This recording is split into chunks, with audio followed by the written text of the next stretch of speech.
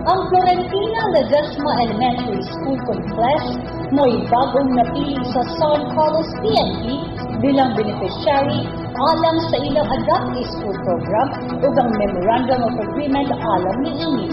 Ipirmahan sa duha ka grupo dito sa nasangpit na eskwelahan nitong Hulyo 31, 2014.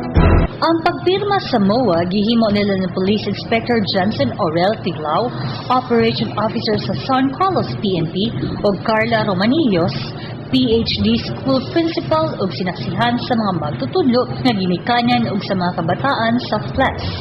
Human sa MOA signing, ang PNP San Carlos nihimo og symposium on bullying para sa mga kabataan nga nagtungha sa FLES ug sa mga ginikanan sa mga bata dito sa maong tulungaan. Ang programa sa kapulisan gitawag og Paralan Mo, Mahal Ko, nga nagpunting sa pagpugong sa krimen pinaagi sa mga school-based program o child-friendly approach nga paagi.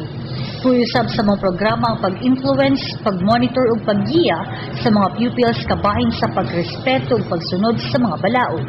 Mga tawo nga nagpatuman sa balaod, pagsanta ug paglikay sa krimen, pagmatngon sa droga, hustong pamatasan ug pagka-makinasudnon.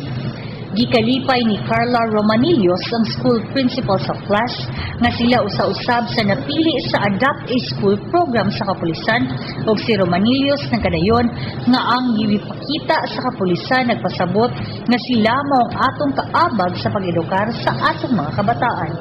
We can see the police people who are closely attracting our school, our pupils, our people in the community. And this is a clear picture of the new image of PNP as a whole. I'm part of the Adapt School program.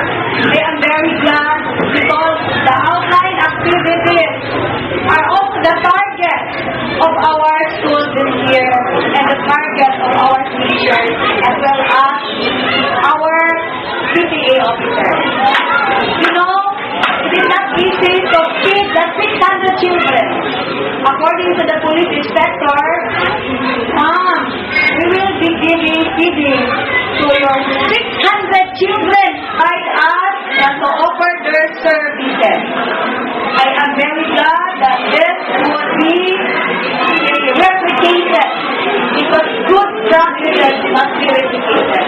Upat na ka mga eskwelahan ang nakapahimulos sa programa sa PNP San Carlos nga mao ang Adopt a School program ug ang mga eskwelahan mao ang Congressman Vicente Gustilo Sr. Memorial School, Andres Bonifacio Central School, Talave Elementary School ug Florentina Ledesma Elementary School.